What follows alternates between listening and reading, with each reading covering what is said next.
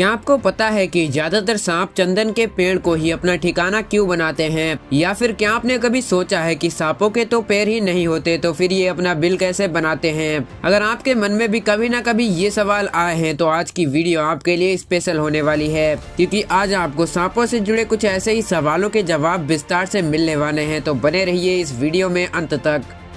सबसे पहले हम बात करते हैं सांपों के चंदन के पेड़ पर लिपटने के पीछे के कारण की। अगर आप सोचते हैं कि सांप चंदन के पेड़ की खुशबू की वजह से उससे लिपटे रहते हैं तो हम आपको बता दें कि आप यहाँ पर बिल्कुल गलत हैं, क्योंकि कई सालों पहले ही वैज्ञानिक ये प्रूव कर चुके हैं कि सांपों में नाक से सूंघने की शक्ति नहीं होती है, यानी कि सांप कभी भी अपनी नाक की मदद से सूंघ नहीं सकता। हालांकि सांप अक्सर अपनी जीभ को बाहर निकाल कर अलग अलग चीजों का आभास करते रहते हैं और इससे ही वो अपने आसपास मौजूद खतरे या फिर शिकार का पता लगाते हैं। पर सांप में सूंघने की शक्ति बिल्कुल भी नहीं होती है, यानी कि चंदन की खुशबू की वजह से सांपों का उनसे लिपटने का कारण बिल्कुल गलत है, बल्कि इसके पीछे का कारण तो कुछ और ही है। आपने ये तो सुना ही होगा कि सांप एक ठंडे खून वाला जानवर होता है जो ज्यादातर ठंड में रहना ही पसंद करता है और सांपों को ज्यादा गर्मी बर्दाश्त भी नहीं होती। अगर कोई सांप ज्यादा गर्मी के संपर्क में आ जाए तो उसको दिक्कत होना शुरू हो जाती है, इसीलिए सांप ज्यादातर ठंडी जगहों पर ही रुकना पसंद करते हैं। और ये तो हम सभी जानते हैं कि चंदन का पेड़ बहुत ही ज्यादा ठंडा होता है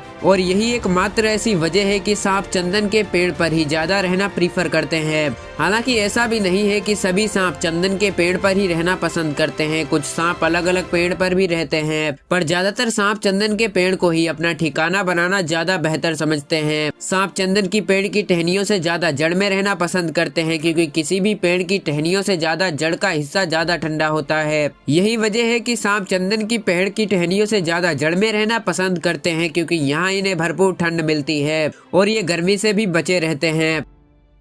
आपको ये तो पता ही होगा कि चंदन की लकड़ियां बहुत ही ज्यादा महंगी बिकती हैं और इन्हें मार्केट में बेचकर लोग अच्छा खासा पैसा कमाते हैं। लेकिन ऐसे में एक सवाल और उठता है कि ज्यादातर चंदन के पेड़ों में अगर सांप रहते हैं तो फिर चंदन की लकड़ी को काटकर बेचा कैसे जाता होगा? दरअसल जो लोग चंदन के पेड़ को काटते हैं उन्हें पता होता है कि चंदन के पेड़ में कहीं ना कहीं सांप तो जरूर ही होगा, और जैसा कि हमने आपको बताया कि सांप ज्यादातर चंदन के पेड़ की जड़ों में रहते हैं, इसीलिए जो लोग चंदन के पेड़ को काटते हैं वो उसे नीचे की बजाय ऊपर की ओर से काटते हैं, जिससे उन्हें सांपों से बचने में बहुत मदद मिलती है। इसके अलावा चंदन के पेड़ों को एक्सपर्ट लोग ही काटते हैं, जो हमेशा ही इस बात का ख्याल रखते हैं कि कोई सांप उन्हें काट ना ले, और इस तरह चंदन के पेड़ से लकड़ियों को काटकर मार्केट में भेजा जाता है।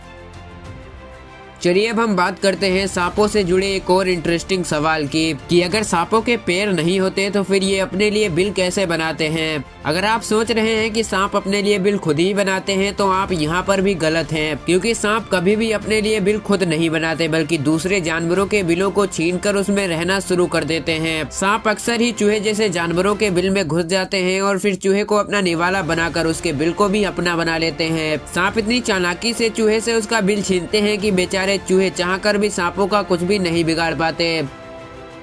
ठीक इसी तरह आपके मन में ये सवाल भी कभी ना कभी आया होगा कि सांप रात के अंधेरे में भी इतनी सटीकता से शिकार कैसे कर लेते हैं? वैसे सांपों के पास ऐसी कोई पावर नहीं होती जिससे वो रात के अंधेरे में भी देख सके, लेकिन ऊपर वाले ने इन्हें एक बहुत ही यूजफुल एबिलिटी दी है, जिसकी मदद से सांप रात के अंधेरे में भी सटीकता से शिकार कर लेते हैं। अगर आपने कभी किसी सांप को गौर से देखा होगा तो ये बात तो नोटिस की ही होगी कि सांपों के चेहरे पर 2 होल्स होते हैं, जिन्हें पिट्स कहा जाता है। यही पिट्स सांपों को रात में शिकार करने में बहुत ज्यादा मदद करते हैं। दरअसल इन पिट्स की मदद से सांप गर्म चीजों को डिटेक्ट कर लेते हैं और इसका इस्तेमाल ये रात के समय शिकार करने में खूब करते हैं। मान लीजिए कि कोई शिकार इनके आसपास है तो ये अपनी इन्हीं पिट्स की मदद से उसका पता लगाकर आसानी से शिकार कर लेते हैं।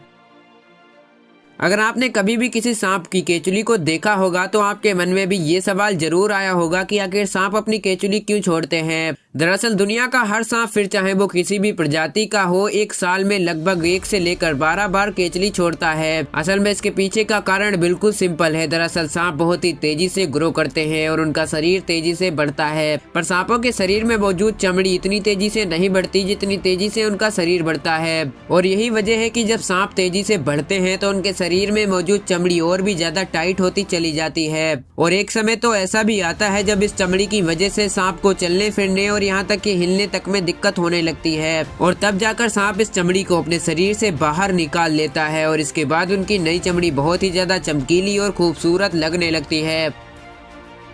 चलिए अब हम बात करते हैं इस वीडियो के सबसे आखिरी और सांपों से जुड़े एक बहुत ही फनी सवाल की, और वो सवाल है कि क्या सांप हम इंसानों के जैसे ही सुन सकते हैं। आप सोच रहे होंगे कि भला ये कैसा सवाल है, सांपों के तो कान ही नहीं होते तो फिर वो सुन कैसे सकते हैं। तो हम आपको बता दें कि आप बिल्कुल गलत सोचते हैं। असल में सांपों के कान होते हैं जो हमें दिखाई नहीं देते। सांपों के ये कान उनके जबड़े से डायरेक्टली जुड़े होते हैं, और जब सांपों के आसपास कोई आवाज होती है तो ये अपने जबड़े की मदद से उस आवाज के वाइब्रेशन को महसूस कर लेते हैं, और इसी वाइब्रेशन की मदद से वो आसपास किसी की मौजूदगी का पता लगाते हैं। अब सामने वाला शिकारी है या फिर शिकार, इसका पता सांप अपनी जीभ की बेहतरीन एबिलिटी से लगा लेते हैं। आशा है आपको आज का ये वीडियो पसंद आया होगा, और अगर हाँ तो इस वीडियो को लाइक, शेयर एंड चैनल को सब्सक्राइब जरूर कीजिएगा। मैं मिलता हूँ आपको फिर किसी इंटरेस्टिंग वीडियो में। टिल देन जय हिंद।